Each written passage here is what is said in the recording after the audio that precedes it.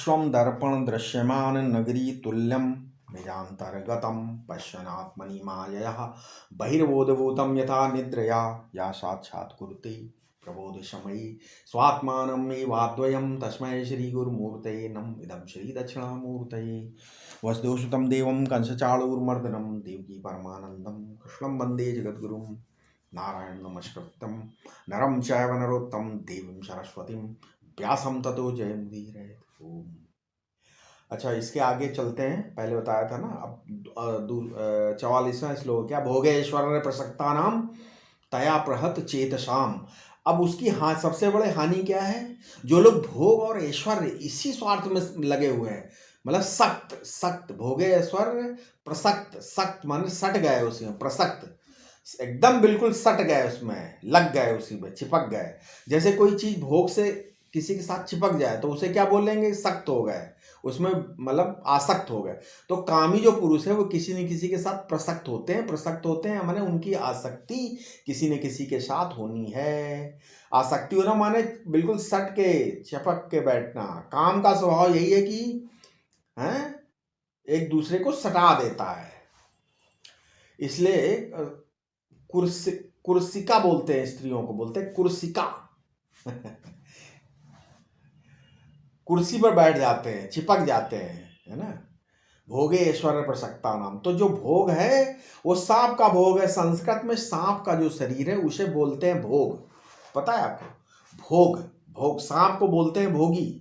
अगर किसी ने सांप को अपने शरीर से सटा करके रखा तो उसके लिए बहुत बड़ा भय है। जो लोग भोग प्रसक्त हैं माने चिपक गए भोग में, माने किसी भोग को अपने शरीर से सटा कर रख लिया, तो उनको बहुत बड़ा भय है। और फिर भोग ऐश्वर्य बहुत बड़े से दुश्मनी है। ये ऐश्वर्य है ना, ईश्वर के साथ दुश्मनी करना, ऐश्वर्य को स्वीकार करना। क्यों? संपूर्ण जगत का जो ईश्वर है वो तो आपको वहां तो पहुंच नहीं पाओगे। ठीक है, तो क्या हुआ, हसति भूरियन, धरती मां हंसती है। संपूर्ण धरती का मतलब जाने कितने आए चले गए, इसलिए धरती हंसती, बोल दी है कोई मालिक वालिक नहीं है, ये सब मरने वाले हैं। जो ऐश्वर्य में आ सकता है, ईश्वर उसको ऐश्वर्य से भ्रष्ट कर देता है। वो हमेशा ईश्वर के साथ नहीं रह सकता, इसलिए हमेशा अनासक्त होकर ऐश्वर्य का उपभोग करना चाहिए। ठीक है। यस्य स्वेच्छात अनुग्रहम, जो लोग जब थोड़ा सा ऐश्वर्य मिल जाता तो अंधे हो जाते हैं। तो असल में ऐश्वर्य ईश्वर में रहने के लिए, ऐश्वर्य जीव में रहने के लिए नहीं है। समझ में, ऐश्वर्य ईश्वर को रहने दो। ईश्वर तंत्र राज्य है, ये जीव तंत्र, ये मनुष्य तंत्र नहीं है। कभी ऐश्वर्य का भोग नहीं कर सकते, क्योंकि ऐश्वर्य तो मात्र ईश्वर की वस्तु है, वो एक व्यक्ति का नहीं है। ठीक है।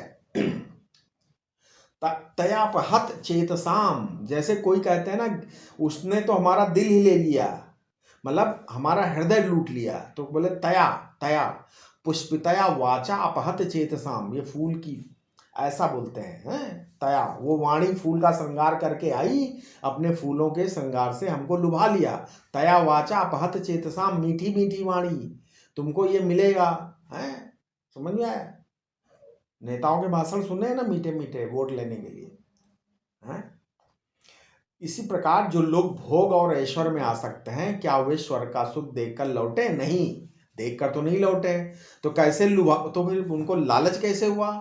तया पहत चेतसाम, चिकनी चुपड़ी मीठी, अपाम सोमम अमृता अभूम, हम सोमपान करेंगे अमर हो जाएंगे। अक्षय कुंभम चतुर्मास आदि सुकृतम भवती, चतुर्मास यज्ञ करेंगे, अक्षय कुंभ का लाभ करेंगे। तो इसमें मीठी मीठी वाणी, मीठी मीठी आवाज में लुभा गए, लेकिन उसमें विष मिला हुआ है वाणी में। जो लोग बोलते हैं उसको नहीं पहचानते, बोलते चित्त का अपहरण करने वाली वाणी है, उसका चित्त अपहृत है, मतलब भोग ईश्वर में प्रसक्त है। इसलिए व्यवसाय आत्मिका बुद्धि समाधो न विधीयते बोला गया है।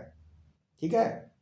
एक तो समाधि शब्द का अर्थ है अंतःकरण, समाधि शब्द अंतःकरण, और दूसरा समाधि माने अंतःकरण, मतलब सम्यक आधीयन्ते वृत्तयः यस्मिन् इति समाधि है। सम उपसर्ग है और धा धातु है। ठीक, समाधि में सम क्या है? उपसर्ग, और धा धातु की धी संज्ञा हो जाती है, फिर उसको की प्रत्यय होता है, की प्रत्यय होता है, तब समाधि शब्द बनता है। ये पुल्लिंग शब्द होता है हमेशा, संस्कृत में समाधि शब्द पुल्लिंग है, स्त्रीलिंग नहीं है, नपुंसकलिंग भी नहीं है। तो माधि अंते वृत्तया यस्मिन, जिसमें सारी वृत्तियां सो जाती हैं और उठती रहती हैं, उसका नाम समाधि।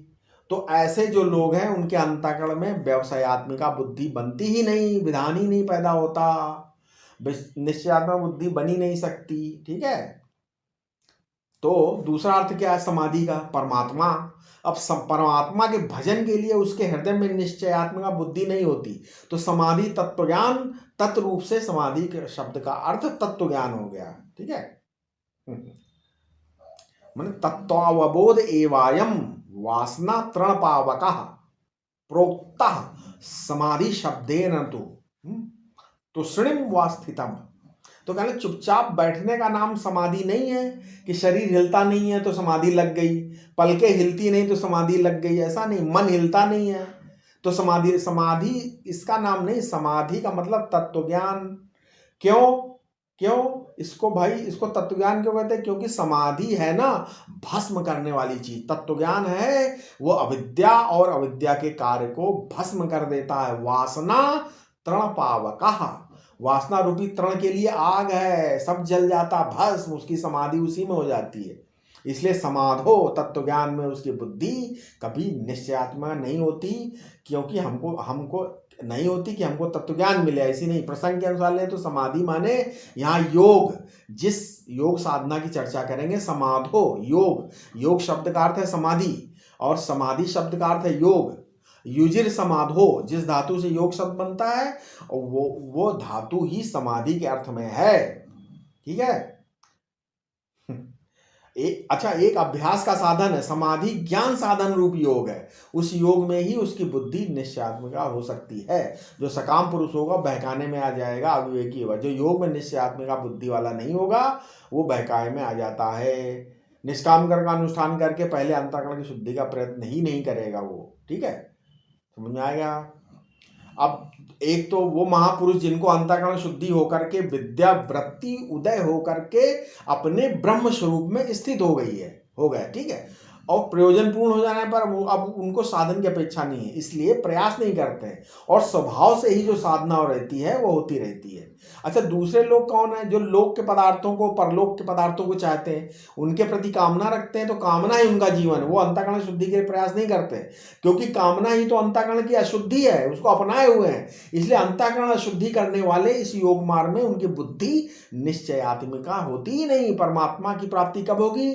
जब कामना की निवृत्ति होगी। इसलिए ये है तो काम तो व्यवसाय अच्छा देखिए, इसमें क्या उपनिषद का अर्थ साधन के रूप में काम की निवृत्ति और प्रमाण के रूप में तत्वमस्यादि महावाक्य जनवृत्ति।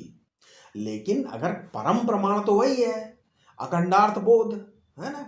तो अखंडार्थ बोध वृत्ति जो है वो परम प्रमाण है। परम प्रमाण क्या है? परम निर्माण है। अंतःकरण का निष्काम भाव, अंतःकरण का कामना रहित निर्माण की पराकाष्ठा है हृदय की शुद्धि, और प्रमाण की पराकाष्ठा है क्या? तत्वमस्यादि महावाक्य जन्य वृत्ति। पहले हृदय का, पहले जीवन का निर्माण, उसके बाद प्रमाण का उदय। ठीक है। जीवन मुक्ति अपने आप प्रतिष्ठित हो जाती है। फिर आगे बोलते त्रैगुण विषया वेदा निस्त्रय गुणो भाव अर्जुन निर्द्वंदो नित्य सत्व स्थितो निर्भोग क्षेम आत्मवान।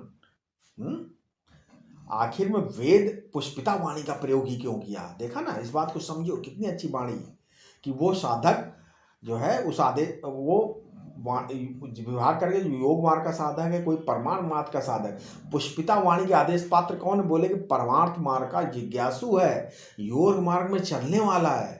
जिज्ञासुरप योगस्य शब्द ब्रह्माति वर्तते, छठवें अध्याय में बताया। ये आगे चलकर साफ साफ बताया जाए। योग की जिज्ञासु, योग का थोड़ा सा जिज्ञासु भी शब्द ब्रह्म का अतिक्रमण कर जाता है। योग मार्ग का अनुभवी, अरे अनुभवी की तो चर्चा ही छोड़ो, जिज्ञासु है खाली योग का, वो भी शब्द ब्रह्म का अतिक्रमण कर जाता है। तो इस पुष्पित वाणी वाले वेद को, स्वर्ग बताने वाले वेद की, ऐश्वर्य बताने वाले वेद की क्या गति होगी? है ठीक है, वेद तो हैं, उन गतियों का वर्णन करते हैं। त्रैगुण विषया, वेद तो भाई सब चीज स्वर का भी वर्णन करते हैं। त्रैगुण उनका विषय है। त्रैगुण विषय माने शब्द की उत्पत्ति पहले ध्यान में लाओ। तीन गुण का जो इकट्ठे होना उसका नाम त्रैगुण हुआ। तीनों गुण इकट्ठे हो गए, त्रैगुण हो गया। त्रयाणाम गुणानाम समाहारा त्रैगुण्यम। तीन गुण सत्व रज और तम, इनमें एक एक समूहीकृत रूप का नाम, इनके मिले जुले रूप का नाम है त्रैगुण्य। अब त्रैगुण्यम अस्ति एशाम ते त्रैगुण्या पुरुषा। रजोगुण तमोगुण सत्वगुण से युक्त जो पुरुष है उसका नाम त्रैगुण्य है। पहले नपुंसक था, पुल्लिंग, ऐसा नहीं, ऐसा है, मतलब त्रिगुण त्रयाणाम गुणानाम समाहारः त्रैगुण्यम अस्ति। ठीक है, ऐशाम ते त्रैगुण्या अधिकारिणा ते एव विषया अधिकृतः एशाम ते त्रैगुण्य विषया। वे त्रिगुण वाले जो अधिकारी हैं वे वेदों के विषय हैं। माने वेद अगर उपदेश करता है कि तुम पशु याग करो तो किसके लिए करता है? स्वर्ग की कामना के लिए। ठीक है, और जो रजोगुणी पुरुष है उसके चित्त में स्वर्ग कामना है तो वो स्वर्गकामी पुरुष के लिए ये वेद उपदेश करता है, तुम याज्ञ करो। त्रिगुण विषया वेदाः। श्लोक के अर्थ को बिल्कुल साफ साफ समझ में लेना चाहिए। ठीक है, अगर एक आदमी तमोगुणी है, निद्रा आलस प्रमाद में पड़ा, तो वेद उसको कहता है कर्म करो भाई, आलस निद्रा प्रमाद छोड़ो, कर्म करो। इस आज्ञा का अधिकृत कौन है? ये किसके लिए? तमोगुणी व्यक्ति के लिए है, क्योंकि उनको पता है ये चपरासी बनने लायक है, ये चपरासी बनने की आज्ञा है। जो डॉक्टर बनना चाहता है वो डॉक्टर, उसके लिए डॉक्टरों वाली आज्ञा है। इंजीनियर बनने के लिए इंजीनियर। भाई वेदों में सबके लिए आज्ञा अलग अलग है, निर्देश। श्रोतव्यो मंतव्यो निदिध्यासितव्या। लेकिन जो परमार्थ को प्राप्त करना उसके लिए वेद बोलता है श्रोतव्यो मंतव्यो निदिध्यासितव्या, यह आज्ञा है। तो त्रैगुण विषया वेदाः, जो वेद का विधेयक वचन है, ये करो ये करो, वो सबके लिए। निद्रा वाले के लिए अलग बात कहता, प्रमादी के लिए कहता है उठो है। जो रजोगुण संपन्न उसको बोलता है चल भाई स्वर्ग जाओ। तो ऐसे ऐसे विधि पूर्वक करने लगो। देखो ना, चित्त की एकाग्रता, उसमें मन लगाओ। वेद में एक मंत्र नहीं है, वेद सबके लिए है भाई। वेद में मंत्र सबके लिए हैं, सबके लिए। वेद में एक उपासना नहीं है, सब में अलग अलग उपासना है, वेदों में है। ईश्वर के रहस्य ज्ञान में बिल्कुल एकांगी है। उन जिनके लिए एक ही काम, एक ही देवता, एक ही प्रार्थना, एक ही मंत्र, वो साधन का मार्ग है। साधन के मार्ग में संपन्न हो जो है त्रिगुण भाव है, त्रिगुण भावमत्वात्। सारी प्रजा के लिए जो साधन का निर्देश करता है वो पूर्ण कानून होता है, पूर्ण नियम है उसमें। वेदों में सबके लिए है। सगोत्र विवाह की अनुमति थी? नहीं थी। अब जिसके मन में काम है, जिसके मन में लोभ है, जिसके मन में क्रोध है, उस व्यवस्था के अनुसार किसको किस रीति के अनुसार साधन में लगाना चाहिए। जो ईश्वर जानता है उसको वेद बताता है भाई ऐसे ऐसे करो। इसलिए वेद में अधिकारी वेद के अनुसार वैदिक व्यवस्था होती। ये पूर्ण समाज व्यवस्था है, उसमें लोग संप्रदाय से और शास्त्र से, ये लोग ज्यादातर लोग शास्त्र से अनभिज्ञ हैं। लोग कहते हैं वेद में तरह तरह के विधान है, जिनके मन में आया सो कह दिया। ऐसा नहीं, वेद में एक वाक्यता है, जानबूझकर इसमें विधान किया हुआ है। केवल ये तुम्हें समझ लेनी चाहिए कि किस देश में, किस व्यक्ति के लिए, किस काल में, किस उम्र वाले के लिए ये विधान है, किस जगह रहने वाले के लिए विधान है। समझे? जैसे कश्मीर में जो रह रहा, गंगोत्री में रह रहा, वहां रोज स्नान करने का विधान नहीं है, वहां हवा से शुद्धि हो जाती है। ऐसा शास्त्र में विधान है, नहाना नहीं है वहां।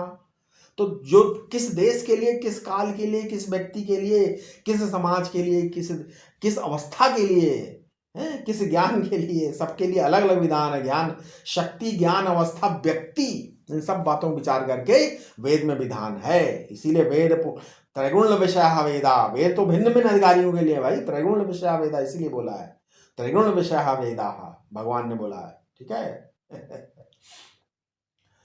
त्रैगुण विषय वेदा निर्द्वंदो नित्य सत्वस्थो निर्योग क्षेम आत्मवान तावान सर्वेषु वेदेषु ब्राह्मणस्य विजानता। 46वां श्लोक।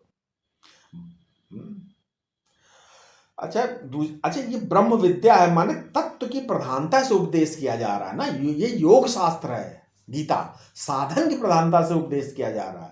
जो साधन तो वो देह इंद्री के द्वारा अनुष्ठेय होता है, जो ब्रह्म विद्या है वो प्रमाण के द्वारा संपादन की जा रही है। उपनिषद जो है वो हमारे जीवन के लिए चाहे मल निवारक रहे, चाहे विक्षेप निवारक और चाहे आवरण भंजक उपदेश करती है। उपनिषद हमारे मन के मैल को दूर करती। मन, मल, मैल, विक्षेप माने चंचलता और आवरण माने अंधकार।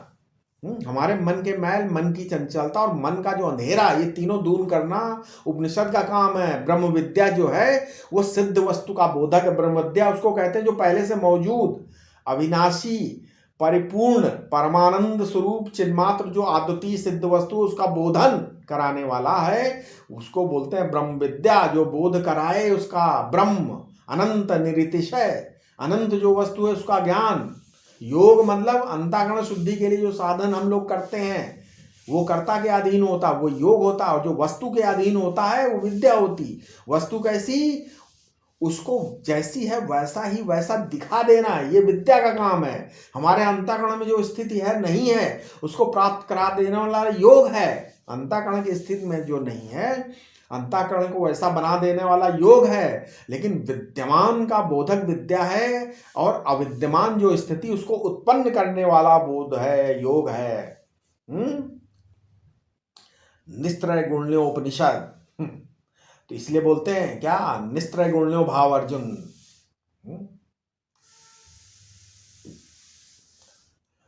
अब भगवान व्यास कहते हैं कि हम ज्ञान का सार सार तुम्हें बता देते हैं। सर्व जिह्वाम मृत्यु पदम। बोलते हैं अगर दुनिया में कपट कर रहे हो तो तुम मौत को बुला रहे हो, मौत आकर तुम्हारे जीवन में घुस जाएगी। आर्जवम ब्राह्मणम पदम, तुम सरल जीवन व्यतीत कर रहे हो, ठीक है। तो उसका अलग जो है मिलेगा। अगर तुम ब्रह्म को आमंत्रित कर रहे हो तो तुम्हें ब्रह्म ज्ञान होगा, तुम्हारे घर में ब्रह्म ज्ञान आएगा भाई। एतवान ज्ञान विषय प्रलापम किम करस्यसि। वेदांत का सार, ज्ञान का सार इतना ही है कि कपट का त्याग करो तो माया का भी त्याग हो जाएगा। सरलता को धारण करो तो ब्रह्म भी प्रकाशित हो जाएगा। प्रलापम किम करस्यति, क्यों प्रलाप करता है भाई। अर्जुन माने सरल, ठीक है। तो इसमें अब आगे जैसे अब हर चीज का परित्याग करके कर्मों से ऊपर उठ के बोले श्रोतव्यो मंतव्यो निदिध्यासितव्या है। ये किसके लिए, जिज्ञासु के लिए। तो वेद गलत नहीं है ना। हर जैसे माँ है हर बच्चे को अपने हिसाब से देती है ये खाना। किसी को खिचड़ी देती है, किसी को बोला नहीं तुम ब्रेड खाओ, किसी को बोलता तुम ये खाओ, भाग जाओ यहाँ से। कहने का मतलब है वो जानती है। इसीलिए वेद के पास हर आदमी के लिए, साधना के लिए हर के लिए अलग अलग जो है चीजें हैं, ठीक है। अब पृथ्वी तत्व प्रधान हुए तो शिव तत्व का ध्यान, आकाश तत्व प्रधान हुए तो विष्णु तत्व का ध्यान। तो शरीर में कौन सा तत्व प्रधान, इसको देख करके तेजस तत्व प्रधान है तो सूर्यमंडल का ध्यान, रस तत्व प्रधान है तो चंद्रमंडल का ध्यान, वायु तत्व प्रधान है तो ब्रह्मा आदि का ध्यान। इसी तरह से मनुष्य की उन्नति होती है, अंतःकरण शुद्ध है और इस प्रकार के कई से वर्णन है उसमें, है। अब संतान चाहे तो पुत्रेष्टि करो, है ना। भिन्न भिन्न मनोरथों की पूर्ति के लिए वेद भिन्न भिन्न प्रकार का साधन बताता है। तो त्रिगुण विषयावेदा माने तीनों गुण जो संसार में प्रकट है उनका निरूपण वेद करता है। वेद में अधिकारी निरूपण का बहुत बड़ा महत्व है, ठीक है। ददामि खंडलुकाम।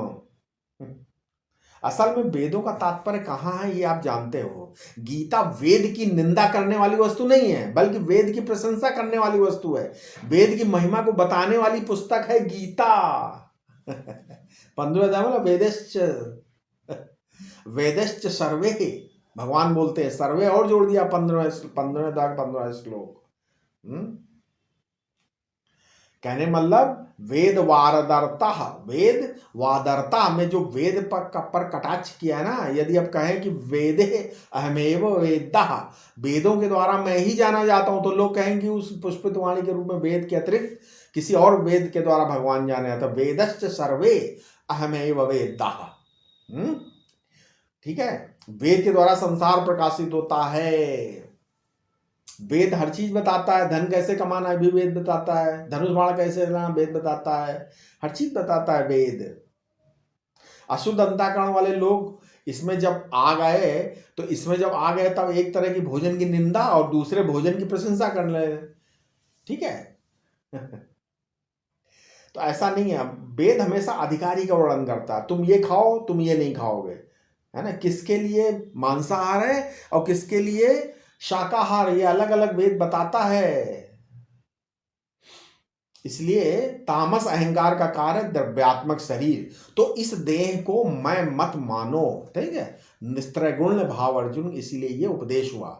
मतलब तामस अहंकार का कार्य है, तो तामस अहंकार का ये कार्य जो जड़भूत है, ठीक है, इसलिए इसको मत मानो, ये देह है, ठीक है। इसी प्रकार जो राजस अहंकार जो कार्य, क्रिया शक्ति जो शरीर में, उसके साथ मैं को मत जोड़ो, ठीक है। इसी प्रकार जो सत्गुण का कार्य, कभी चित्त में समाधि लगती है, कभी दया आ जाती, कभी उदारता आदि वृत्तियां आती हैं, नहीं, ये सत्गुण का है। तो कभी इंद्रियों की सिद्धि आ जाती, कभी कुछ आ जाता है, तो इस सत्गुण का कार्य व्यक्ति के जीवन में और समष्टि जीवन में दिखाई पड़ रहा है। इनमें से भी तदात्म मत करो, ठीक है। तो निष्क्रांता, तभी तो तुम निष्क्रांता निस्त्रय गुण हो जाओगे, ठीक है। ये है निस्त्रय गुण, मतलब जो ये कार्य है, मतलब सतगुण रजोगुण तमोगुण का जो पूरा कार्य है सृष्टि में, वो तुम्हारा मेरा मैं नहीं है। तुम नित्य शुद्ध बुद्ध मुक्त चेतन हो, और तुम्हारे चेतन स्वरूप में त्रैगुण, ये तीनों गुण मिथ्या हैं। इसलिए बोलते हैं निस्त्रय गुणो, निस्त्रय गुणो भवा अर्जुन। तो तुम अपने आप को परमात्मा के स्वरूप में स्थित कर दो, स्वयं परमात्मा होकर विराजमान हो के त्रिगुणात्मक, तो वही है। न तत्पदार्थ की दृष्टि से त्रिगुणातीत, और न तत्पदार्थ लक्ष्यार्थ की, और न तुम पदार्थ की दृष्टि से त्रिगुणातीत, तुम पद लक्ष्यार्थ है। और महावाक्य दोनों की एकता का बोध न करना, एकता का बोधन करते हैं, ठीक है। इसलिए जहां तत्व तुम का भेद नहीं है, उस पद को अपना स्वरूप जानकर तुम ब्रह्मनिष्ठा में स्थित हो जाओ, निस्त्रय गुणों भावार्जुन, ठीक है। ये हो गया। इसीलिए अष्टावक्र गीता में दिया, आजीवमपि जिज्ञासु परस्तत् विमुहाति। अष्टावक्र भगवान बोल रहे हैं क्या, कि जिसकी बुद्धि शुद्ध है, तत्व श्रवण मात्रेण, मतलब जिसकी बुद्धि शुद्ध है, वो तो तत्व के श्रवण मात्र से, मात्र मतलब प्रत्येगार्थ है मननम बिना, निधिध्यासनम बिना, श्रवण मात्रेण, मात्र प्रत्यय, श्रवणैव, केवल श्रवण से, और किसी की जिसकी बुद्धि शुद्ध बुद्धि उसको हो जाता है आज, ठीक है। और जिसकी अशुद्ध है उसको फिर जो है श्रवण मनन निध्यासन तीनों चाहिए, ठीक है। विक्षेप हो रहा है कहीं। असल में अधिकारी को पा करके विद्या सफल होती, अनाधिकारी के पास जाकर के विद्या सफल नहीं होती है, ठीक है। विद्या ब्रह्मज्ञानी के पास गई, ब्राह्मण शब्द का अर्थ मैं ब्रह्मज्ञानी बोल रहा हूं। विद्या ब्रह्मज्ञानी पास गई और बोली कि तुम मेरी रक्षा करना, मैं तुम्हारी निधि हूं, मैं तुम्हारी पूंजी हूं, तुम्हारा तुम मेरी रक्षा करो। असेवासाय नार्जवे, जो सेवक न हो, जो ऋजु न हो, अनुसूयी हो, मतलब उसका, उनको मेरा रहस्य मत बताना। इसीलिए बोलते हैं कि सबको ब्रह्म ज्ञान की विद्या नहीं दी जाती, ये खजाना उसके हाथ में नहीं देना है। अगर तो मैं शक्तिशाली हूं तब मैं समर्थ रहूंगी, अविद्या की निवृत्ति करती रहूंगी। तो भैया जो शुद्ध बुद्धि पुरुष हैं, जो अपने अंतःकरण के दोषों को, आसक्तियों को छोड़ करके ये विद्या प्राप्त करता है, उसके अंदर ये विद्या तत्काल सफल होती, ठीक है। तो अधिकारी कौन, अच्छा भाई, तब वो ब्रह्म भाव को कराने वाली योग्यता कौन सी है, अच्छा, साधन की परंपरा वही है क्या, साधन की परंपरा, जैसे कैसे निस्त्रय गुण हो जाए। पहली है कि निर्द्वंद हो जाओ। द्वंद्व शब्द का अर्थ है कि जोड़े जोड़े, दो मिलकर, दो रहने की आदत पड़ गई, नहीं, केवल विद्या, केवल की विद्या है, केवल, अकेला, द्वंद्व नहीं, दो नहीं, केवल कैवल्य। हरिओम तत्सत, है ना। मतलब उस गीत के, मतलब देखो ना, हरिओम तत्सत, द्वंदात निष्क्रांता निर्द्वंदम, मतलब ये द्वंद्व क्या, द्वय द्वय द्वय द्वय द्वय इति द्वंदा, दो दो होकर जो रहते हैं। ब्रह्म और ब्रह्माकार वृत्ति दो रहे तो एक द्वंद्व वो भी है, वो वृत्ति बाधित हो जाए और ब्रह्म ही रहे, ये सत्य है, ठीक है, निर्द्वंद, ये है। मतलब बहुत ऊंची बात है। द्वंद्व माने झगड़ा लड़ाई, ये ऊंची बात। वृत्ति और तदाकार वृत्ति, मतलब वृत्ति, अब ये बहुत सूक्ष्म बात हम बताने जा रहे हैं। क्या, एक होती वृत्ति और एक होती तदाकार वृत्ति। अब आकार और वृत्ति, ठीक है, अहंकार शून्य वृत्ति और वृत्ति शून्य आकार नहीं होता है। समझ में आया? वृत्ति शून्य आकार कहीं होता है? नहीं होता है। वृत्ति शून्य आकार, आकार शून्य वृत्ति हो सकती है। तो दोनों से ऊपर उठो, ये द्वंद्व है, इस तरह से होता है। अब जब इतनी बात करें तो आपका ब्रह्माकार, इष्टाकार, निराकार सब आ गया उसमें, तो ये सब तो आप मान लेंगे। लेकिन जब हम निर्द्वंद का अर्थ कहेंगे, जोड़े जोड़े मत रहो, तो आप कहेंगे नहीं मानेंगे, क्योंकि ऊंची ऊंची चीजों का आप छोड़ सकते हैं। कौन पड़े ब्रह्मकारता के झगड़े में, जो हटाओ, हम हैं ही ब्रह्म। लेकिन मुट्ठी और पैसे का जो द्वंद्व है वो बहुत जरूरी है, कैसे काम चले। द्वौ, तो निर्द्वंद का क्या अर्थ है? द्वौ द्वौ इति द्वंद्वम, दो दो मिला करके रहें, दो दो मिल करके जब एक साथ रहे तो उसका नाम होता है द्वंद्व। दुनिया में कोई किसी से मिलता नहीं, थोड़े दिन के लिए है, ठीक है। ये भ्रम हो जाता है कि बीच में हमारा मन मिल गया है। भाई जन्मना और मरना, ये द्वंद्व जिसमें है उसे निकालो। समझ में आया? द्वंद्व। अब आगे क्या है? अच्छा, पाप पुण्य ये भी द्वंद्व है, राग द्वेष द्वंद्व है, सुख दुख द्वंद्व है, ये सब द्वंद्वी तो हैं। हैं? कैसे होगा ये? मतलब अब ऐसी युक्ति करो कि हमेशा सत्य बना रहे। वो युक्ति क्या है कि नित्य सत्य केवल ईश्वर में रहता है। अविद्या और अविद्या के कार्य जहां भरपूर रहते हैं ना, वहां नित्य सत्य रहते ही नहीं। तो नित्य सत्य में स्थित हो जाओ, माने अंतर्यामी ईश्वर के पास अपने को मिलाओ, उसकी हाँ में हाँ मिलाओ। समझ में आया? कहने मतलब उसके हाँ होए कुछ भी नहीं हो सकता है। तो बोलते कि भाई अब एक बार स्वामी खंडानंद बताते हैं, श्री हरि बाबा जी महाराज थे, हैं, आश्रम था उनका, बहुत पहले की बात है वो। तो वृंदावन में एक जगह कथा सुने एक जगह, एक पंडित जी कथा कहते थे, विद्वान थे, तो वहाँ जाते थे। तो उनके साथ उनके शिष्य लोग भी हरि बाबा के साथ जाते थे, सेवक लोग। तो वो एक सेवक जाता था, उसने वो जब लौट के आया हरि बाबा काफ़ी दिन बाद, मतलब रोज जाते थे, एक दिन उसने बोला कि जहाँ महाराज आप कथा सुनने आते हैं वहाँ तो कथा बहुत बढ़िया, लेकिन उनकी खूंटियों में देखा, उनके घर में कितने आलीशान उनके पास तो सब कुछ है, आलीशान दुशाले, दुपट्टे, मैंने क्या क्या चीज़ रखी हुई है। तो हरि बाबा सुने, बोले भाई तुम दुशाले, हम तो भगवान का चित्र जो महाराज वहाँ, कहने वाला हम तो वहाँ कान से सुनने जाते थे, आंख से हमने तो दुशाला और उनकी धन दौलत तो देखी नहीं, कहाँ क्या रखा है। हम तो उनका प्रवचन सुन के वापस आ जाते थे, और तुम दुशाले देखते रह गए वहाँ पे। कहने का मतलब यही है, तुम्हारी नजर वहीं टिकी रही है, ठीक है। मतलब ये जो ईश्वर सृष्टि है ना, ईश्वर की दुकान लगी है यहाँ पर। तो जो चीज़ तुम ढूंढते हुए जाओगे वही तुमको दुकान में मिलेगी। यही ईश्वर की दुकान में हर चीज़ है।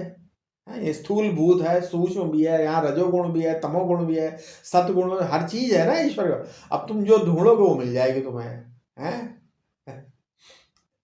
सब कुछ है। इस रजोगुण तमोगुण की आंधी सतगुण के प्रकाश में दृष्टि की अच्छाई को मिला दो, ठीक है। हमेशा चित्त का विषय सत्गुण को बनाओ, हमेशा स्वयं सत्गुण में बैठो, और दोनों के बीच जो वृत्ति वो सत्गुण ही हो जाएगी, ठीक है। ठीक, मैंने समझ गया। हमेशा ही तुम सत्गुण में स्थित रहोगे। जब सत्गुणी हो जाओगे तो ये योगक्षेम कैसे बनेगा? योगक्षेम तो आप जानते ही हो ना, आक्षेप की, है ना, ये अपने आप हो जाएगा आगे, ठीक है।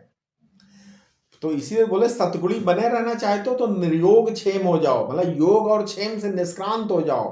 क्या आना चाहिए, क्या रहना चाहिए, उसकी फिर के छोड़ो। समय पर रोटी खाई कि नहीं खाई, मस्त नित्य सत्वस्थ, सत्व में स्थित रहो, ठीक है। संसार में जितने दुख हैं होते हुए सब माने हुए हैं। यदि शरीर पर कुल्हाड़ा मारा, किसी ने गोली नहीं मारी, पर शरीर में दर्द होता है, पीड़ा होती है, होती कि नहीं होती है? उसके बहुत सारी मानसिक पीड़ाएं हैं, मानसिक दुख है, नहीं है? मन का दुख सहकर भी दूसरे का दुख बहुत लोग मिटाना चाहिए कि नहीं मिटाना चाहिए? अब ठीक है, यदि हम अपने मन का दुख मिटाने के लिए दूसरे के मन का दुख चाहते हैं तो गलत रास्ते पे है। कहने मतलब निरोग क्षेम आत्मवान, ये है। हर चीज मिली हुई आपस में, ठीक है। योग क्षेम अब तक होता रहा, अब आगे भी होता रहा, ठीक है। योग क्षेमम वहाम में हम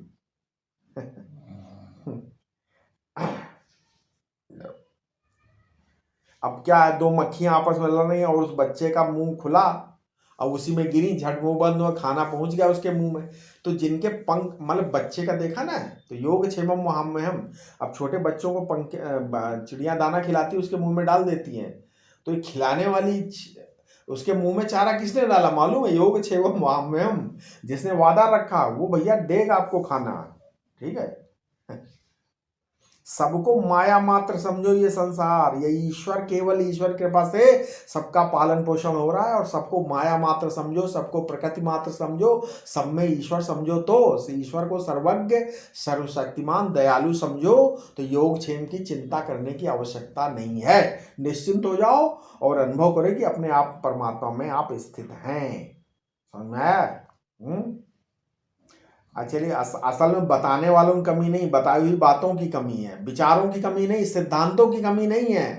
ये जो मन है ना, ये मानते नहीं है। मन, तुम्हारा मन असंयमी हो जाओ तो आदत सुधारो अपनी, तभी होगा ये, है ना? नहीं होगा। आत्मवान, आत्मवान, अपनी आत्मा को दूसरे के पास मत जाने दो, अपनी आत्मा को किसी विषय में मत जाने दो। आत्मवान, आत्मवान क्या होता है? किसी व्यक्ति में मत जाने दो, किसी भाव में मत जाने दो, किसी स्थिति में मत जाने दो, कहीं लोकांतर में मत फंसो।